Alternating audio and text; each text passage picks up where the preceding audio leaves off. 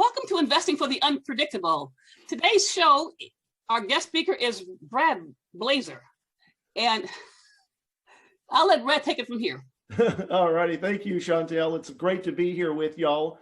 My name is Brad Blazar, two-time author, speaker, and coach, and creator of a coaching program called Capital School, where we basically teach entrepreneurs, business owners, CEOs how to attract, how to raise investor capital so they can build, buy, or scale the business, or maybe just fund a special project like a real estate transaction.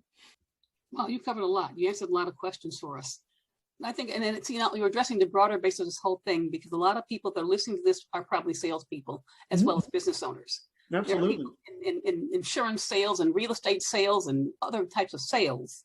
And I think that's a key issue, is that they do more selling rather than closing. Absolutely. I've been there myself. And here's the thing that I've largely learned. In the sales process, when you're getting towards the close, you have to create what I call a positive tension. Now, you're not being rude, you're not being inconsiderate, but you have to create what I call a little positive tension where the buyer or the prospect knows and senses it's time for me to make a buying decision. And there's proper ways to do that. As an example, when we're raising money, when you're looking at an offering or an investment, most programs, either you're selling shares or you're selling units, or you have a minimum investment, might be $50,000 or $100,000. There's a psychological way to ask somebody to invest. And rather than just saying, Chantel, would you like to invest with us, which can lead to a yes or no answer, the proper way to do that, and the way I learned and the way that works extremely well, is to always give the prospect an out. Always give them the ability to say no. Because there's a psychological process behind that if you give them the out 9 out of 10 times, they will always opt in. Wow. So the way that I do that when I close is I say, Chantel, how much of this program would you like to take today? Would you like 1 unit? Would you like to invest in 2 units? Would you like 3? Or would you like none? And after a pause, they'll usually come back and they'll say something like, tell me again, Brad, how much 2 units in your program cost? And then, of course, that's largely when I just say, go get your checkbook and let's fill out the paperwork, Chantel, welcome aboard. It's a psychological process that you have to largely understand. But once you understand the psychology behind that, when the person really has the desire, they will 9 out of 10 times come back, not with an answer, I need to think about it. They'll say, well, tell me again, how much 3 units in the program cost, or how much 2 units are. And so having done this now for 20 plus years and really perfecting it, we teach people how to properly ask and properly close investor capital. And it gets back again to the understanding that very successful people that have created wealth, they don't want to be talked up to. In other words, they can sense when somebody really is talking up to them, kind of like begging, please invest, we need the money desperately. And so you really have to talk at their level and be somewhat firm with them in how you deal, basically treating them as an equal. I've met billionaires, people that are worth hundreds of millions of dollars, and it's not that they're rude, but they're pretty concise. They're very short in their words, but when they say something, boy, you better listen, because that's kind of the way it is. It's almost like when they say jump, you say how high, but they expect to be talked to the same way. And if you talk to somebody the same way, they'll largely respect you, because what they perceive is a level of success psychologically that is at or close to the same level they're at, and there's a likeness, there's an attraction, because I believe that there is a universal law of attraction where people are attracted to each other when they share similar beliefs or they have similar interests. And so a lot of it really just comes down to this understanding. And people basically that learn these skills can then go on to literally learn how to raise the capital they need to scale their business or to do something else in life. And never, ever let the fear of talking to someone or asking for money holds you back. And I think that's one of the biggest reasons is we're taught as we grow up that asking people for money is a sign of weakness. You know, if you've got to go borrow money, you're communicating to somebody that you're flat ass broke. Well, that's not necessarily true. But if you overcome that, I basically tell people that fear is false evidence appearing real. And you can do one of two things. You can forget everything and run, or you can face everything and rise. And so if you face that and you basically start learning the skill and realizing, of course, that it's a lot easier than you thought, you get access to the capital. And of course, that's now where you rise. You're able to do bigger things. You're maybe able to invest in apartments or in real estate and really change the landscape largely of what your life now looks like. You know, I want to ask a question too about real estate. I think what happens in real estate is that if you haven't had a lot of exposure, sometimes people start too small. Mm-hmm. I grew up in real estate. My parents owned apartment buildings. They owned courtyard buildings where you'd be like 20 units in the courtyard. Sure. Yeah. Yeah. So I had to learn how to paint and so forth growing up. Yeah. But I think that a lot of times when people think of buying real estate, they start sometimes in the worst communities and too small. Mm-hmm. And is that dealing with fear again when that happens? Because you can't turn, you know, what is it, a silk purse out of a sow's ear, they used to say, but something of that nature. Yeah, but I think largely it's, you know, they start too small and, you know, they're investing in properties really that aren't going to offer the significant appreciation. I always have been a believer that, you know, you can buy a single family house and then buy a third, or you can go straight to buy a fourplex and have one property where you've got 4 streams of income, 4 checks coming in every month. Well, I would much rather just go to one location and be able to collect 4 checks than have to go to one house and then maybe drive 45 minutes to another property and then drive across town to another. Now, unless you're focused on one area and you build your strategy around that so that, you know, all of the houses you're going to own are within a geographic region, that's largely what I see a lot of real estate investors do. And then it just becomes so problematic. You know, they're getting calls from tenants, you know, hey, the water heater went out, or hey, we got a backed up commode. And, you know, when you have to start meeting people that are caring for your properties, like plumbers or electricians or painters, you literally could spend an entire day just going to 3 properties that you've got scattered across town, especially if you live in a large city like Chicago or, you know, Houston or Dallas. But imagine if you just had a little 12-unit apartment building and every month you're getting 12 checks from 12 people that live in that one building. It's a much easier business model. And it's, of course, a lot less risky because even if 2 of the 12 apartments are not rented, more than likely you're still able to cover your debt service and pay your mortgage and cover expenses and still put some money in your pocket. But when you've got a small little rental house, and that house is vacant, if you still have a mortgage that you have to pay, you know, that's a big burden to a lot of people.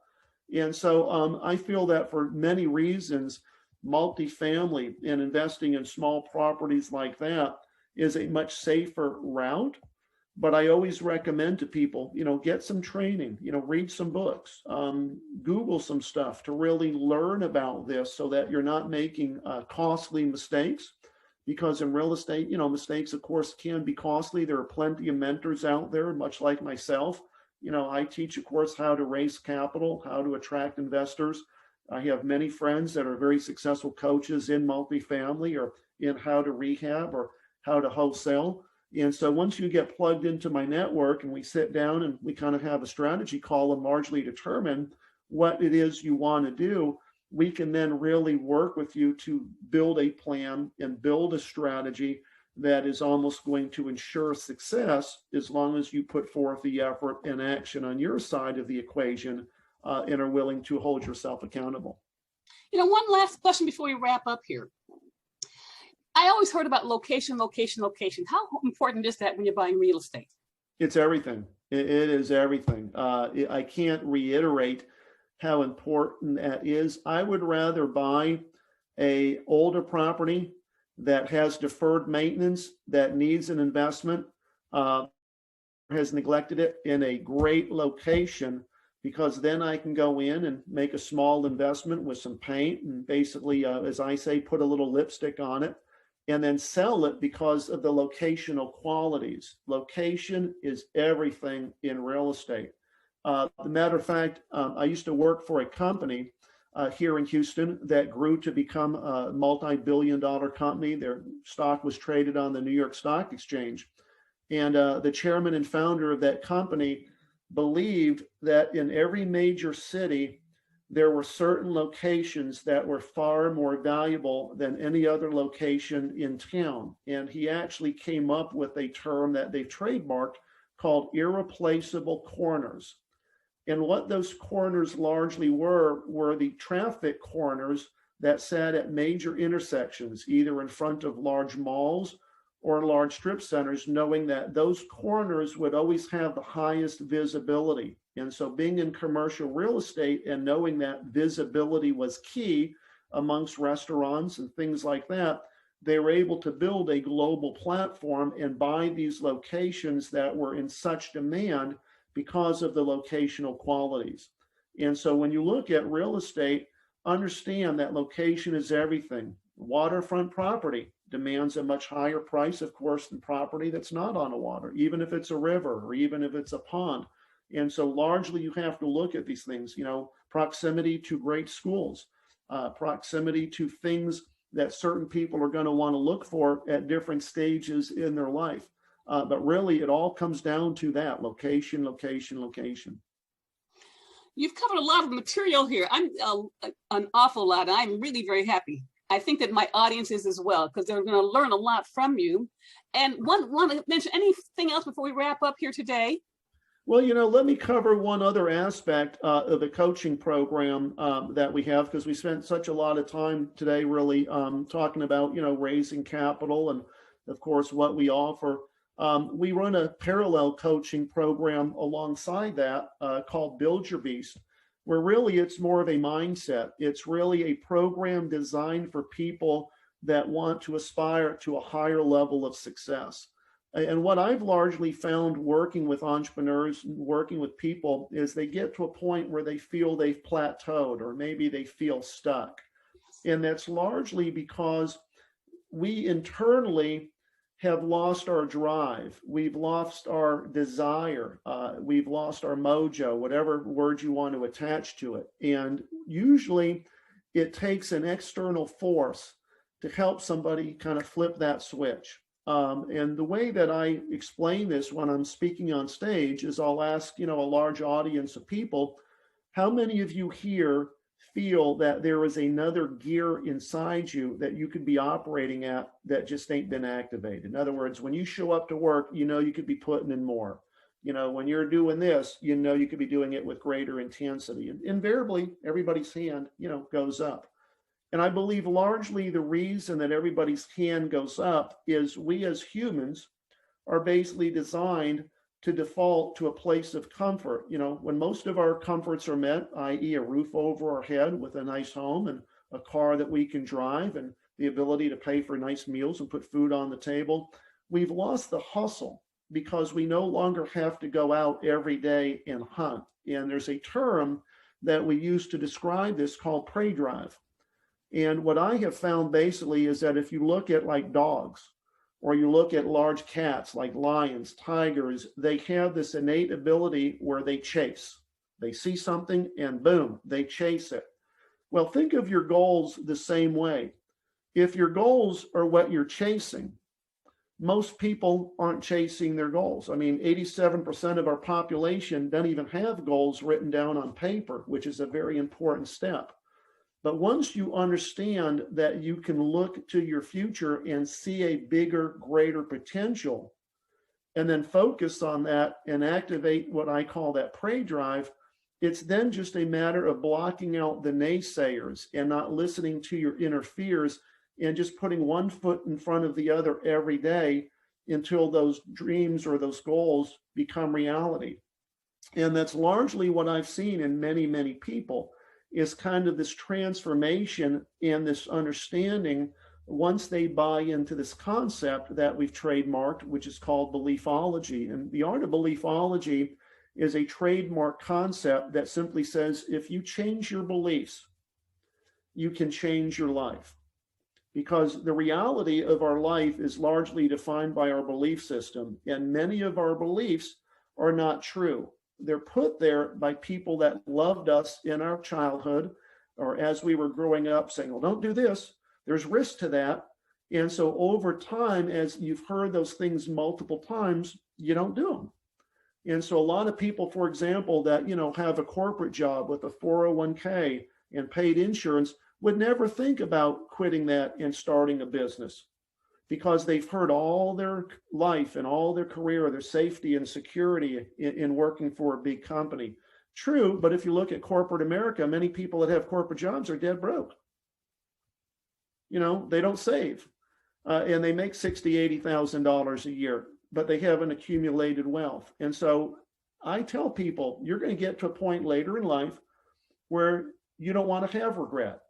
I talk to many people that are in their 60s that look back on life and say, I have regrets that I didn't do something bigger with my life. I coulda, I shoulda, but I never did. And I tell people, when you get into your late 60s or 70s, do you want to get to a point where you're sitting there going, man, I guess this is all there is for me? Or do you want to take that little bit of risk and really do something that could change things dramatically, not just for you, but create generational wealth? And that's largely what we find as we talk to students, is they want that, they just don't know how to get that. And so that's a lot of what we coach on in our other program that we focus on, called Build Your Beast. We got a few minutes here left. Let me go over one point here.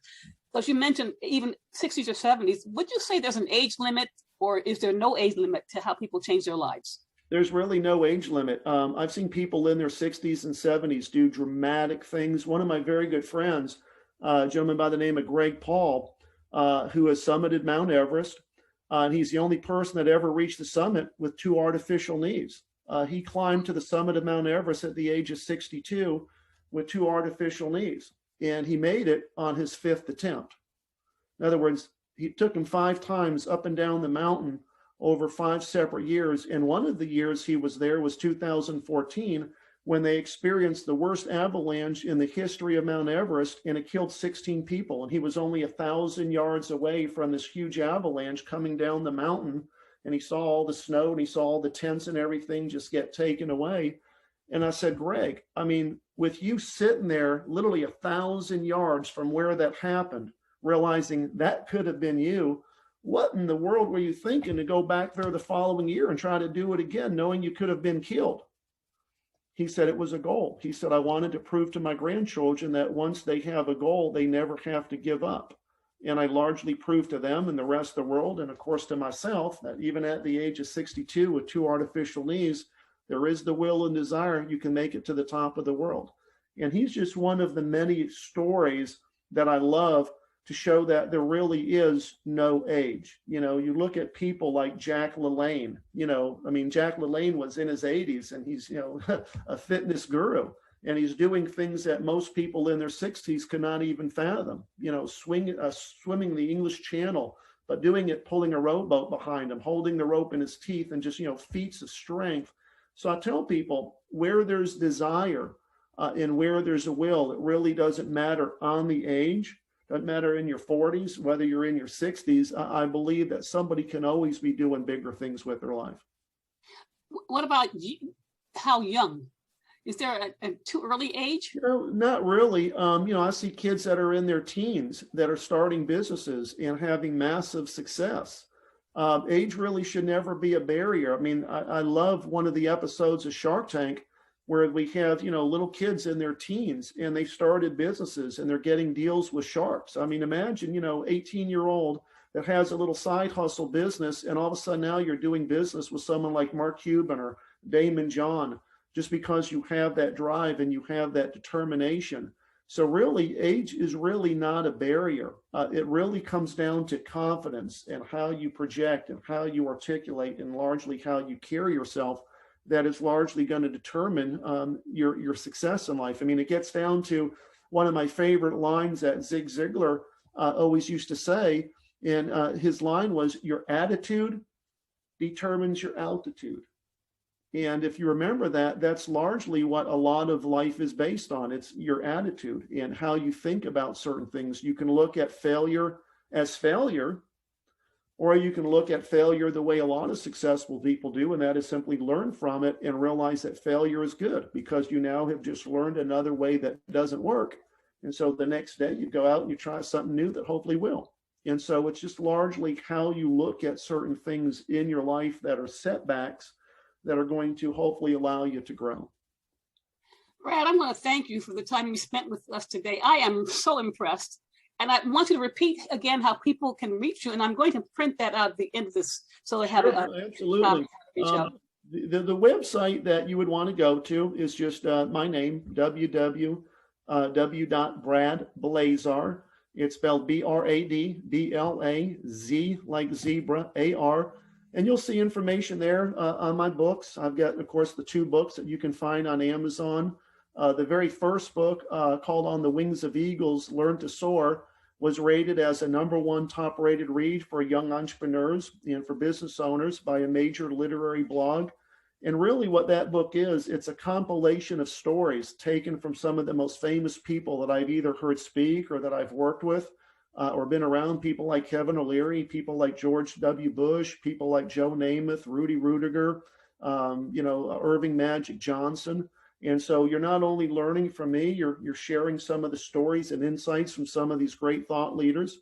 And then, of course, my podcast, if you like listening to some of these big business podcasts, my business podcast you can find on our website. It's called Beast Nation. And it's the second highest rated show, according to Yahoo Finance and Yahoo News, to help people cope with COVID. And I think it's largely because of the big thought leaders and the big business leaders that we bring onto the show that people just love hearing from. So that's largely how you find me. You can find me on Instagram, Brad Blazar. So, follow me, DM me, and I would love to offer anybody that is one of your listeners a free 30-minute strategy call just to talk about their situation, kind of where they are in life, where they like to go, and see if there's any tools or things that we might be able to bring to the table for them to largely help them bridge that gap.